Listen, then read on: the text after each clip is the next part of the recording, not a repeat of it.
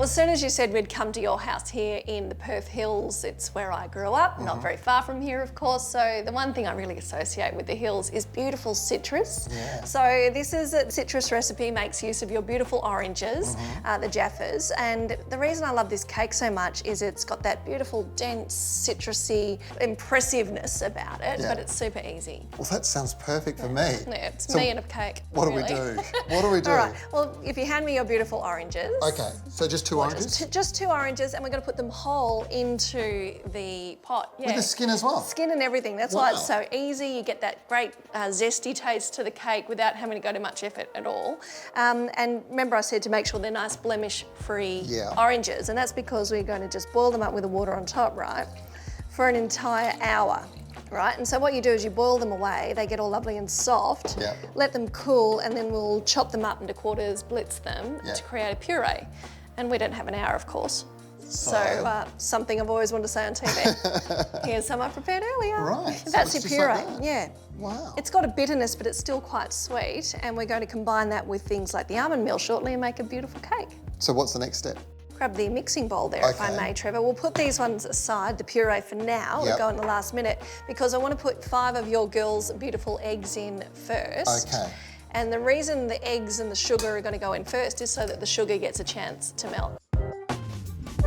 So we give them a little whisk and I'll pour in the sugar for you and we'll get that to a nice little mix. And honestly, it doesn't really matter. You know, I'm no chef and I've made this cake so many times and it's always turned out. So this is the bit where you can take maybe 5 minutes. You want to really get that quite well combined and even let it sit for 5 minutes. Right, it's really mixing in well already. Yeah, beautiful. You happy? I've barely done a thing.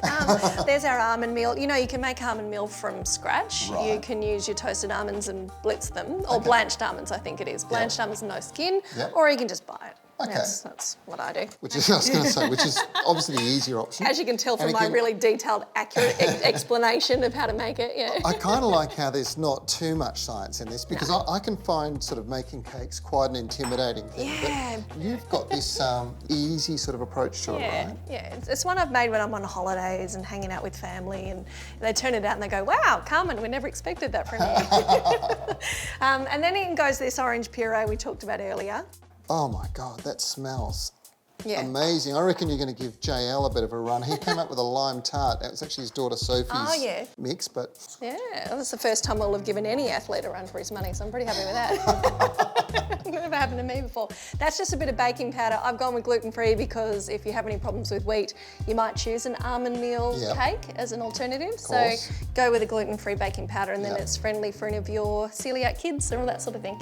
So I've got a pre-greased spring-form tin. It's quite handy to make this work, so we'll get that in there. And then this goes into an oven preheated to 170 degrees for about an hour. Okay, let me open the door. Thank you. Oh, more sous chefing. Good job. Thank you. Carmen Braidwood. How good's that? It does look beautiful. The truth is in the tasting, though. You ready for a slice of my Flourless orange almond cake? This is the best part of the whole process, isn't it? You can dress it up so beautifully with that little dusting of icing sugar. Heinz all manner of sins. You'll be fine there. Fantastic. The smell is my favourite thing about this cake. It just has all that beautiful orange rind in there that has it tasting and smelling exquisite. Well, it feels very civilised, doesn't it, having cake in the afternoon? Well, it does. I think, you know, cake and salsa and margaritas, it's pretty good. Carmen Braidwood, thank you very much. Thank you. A little journey through citrus in the Perth Hills. Let's try it. Oh, yeah. Wow.